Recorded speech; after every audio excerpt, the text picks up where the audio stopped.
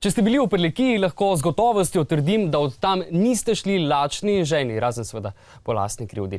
In takšne dobrote, ki jih ponujajo in ponuja prleški okoliš, bi bilo nujno treba tudi zaščititi. S tem se že več kot 10 let ukvarja Društvo za promocijo in zaščito prleških dobrot, Frančka Lebarič in Slavko Petovar. Dobro jutro želim.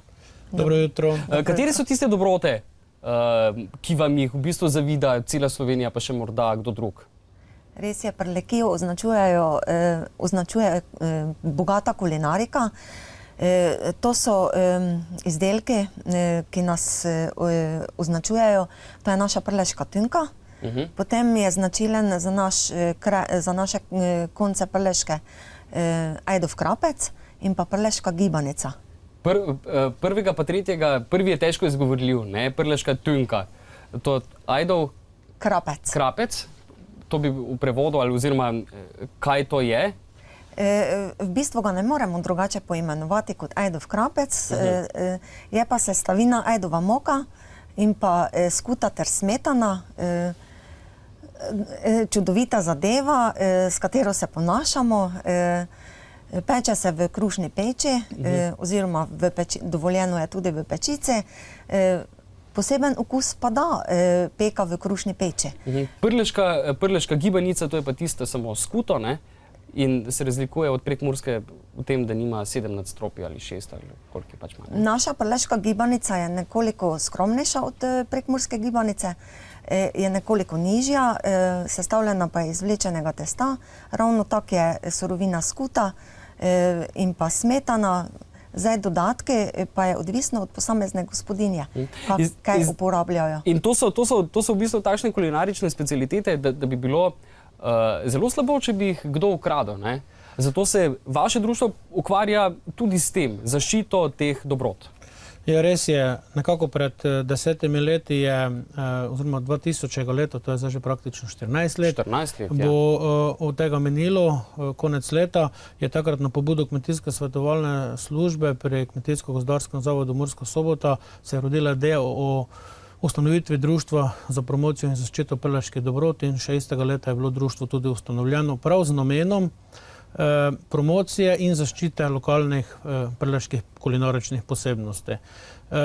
Naredili smo zelo hitro eno analizo teh izdelkov in kulinaričnih posebnosti, ki nas zaznamujejo, in zelo hitro smo ugotovili, da je tisti prestižen izdelek v naši pokrajini prleška tynka. In zato smo že naslednjega leta začeli aktivnosti za zaščito, in sicer za zaščito izdelka višje kakovosti. Tukaj poznamo 3 vrste zaščite: geografsko poreklo, geografska označba in pa tradicionalni ugled oziroma zaščitena tradicionalna receptura. Kako to opazimo?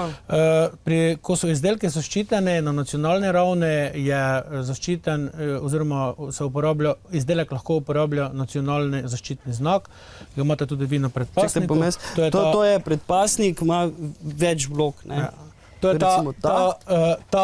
je evropski zaščitni znak, to je nacionalni zaščitni znak za geografsko označbo in pa naš znak, ki ga naši certificirani proizvajalci dajo na svoje izdelke in potrjuje tudi, da jeste certificirano prleško tynko, tisto ta pravo, če se tako izrazim. In samo prleška tynka je trenutno zaščitena, certificirana.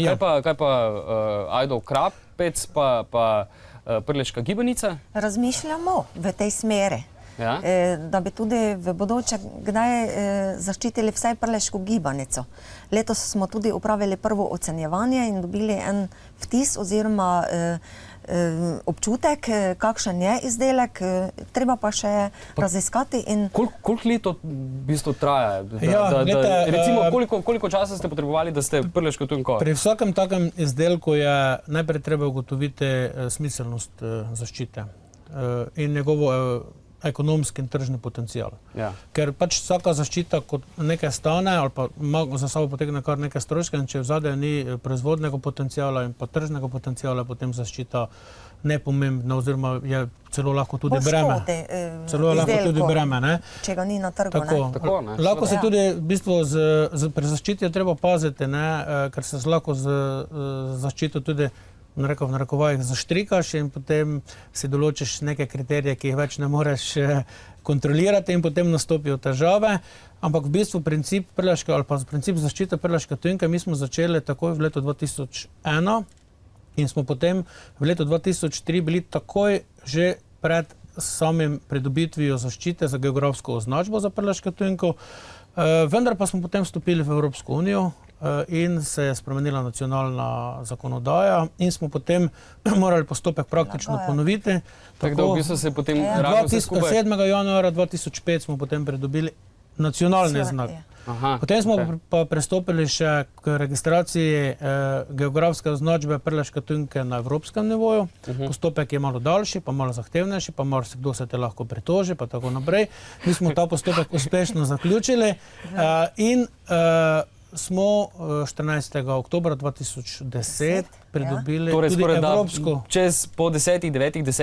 Zdaj pa od vas bi zdaj, da gremo v stran od teh datumov in številk, ker jih bomo vsi imeli polno glavo. En kratek, hiter recept, kako narediti doma prleško tujinko. Pravilno, tujinko.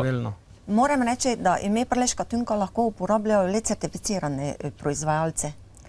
To pomeni, da so pod določeno kontrolo. Je pa naslednji postopek izdelave. Torej, če hočemo doma narediti meso z tujinke. V bistvu delamo vsi tak prleško tujinko. Naše gospodinje na kmetijah in pa certificirani proizvajalci. Točno določeni kosi so dovoljeni, ki jih dajemo v prleško tujinko. Kateri? Od vratu, hrbta, ledja in stegna. To so najkvalitetnejši kose. Svinjske kose. Izključno svinjske.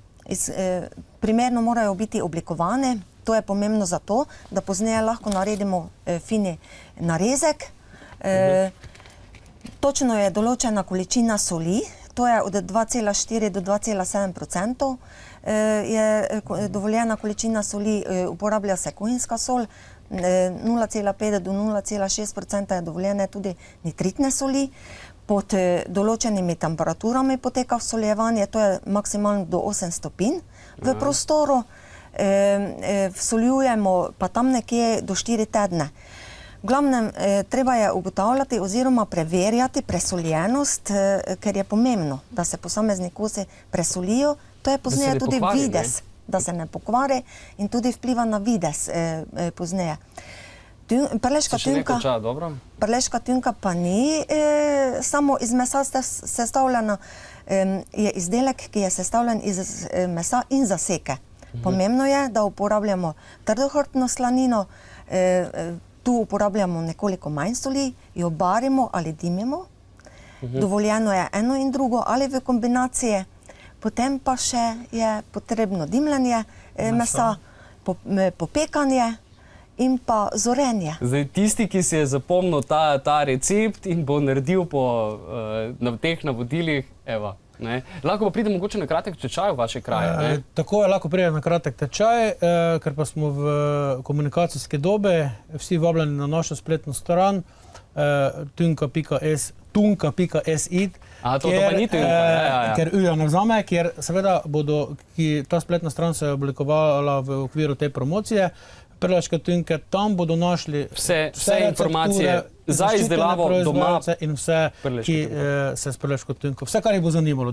Najlepša hvala za obisk v studio, pa čim prej zaščitite še ostale dobrote. Hvala vam.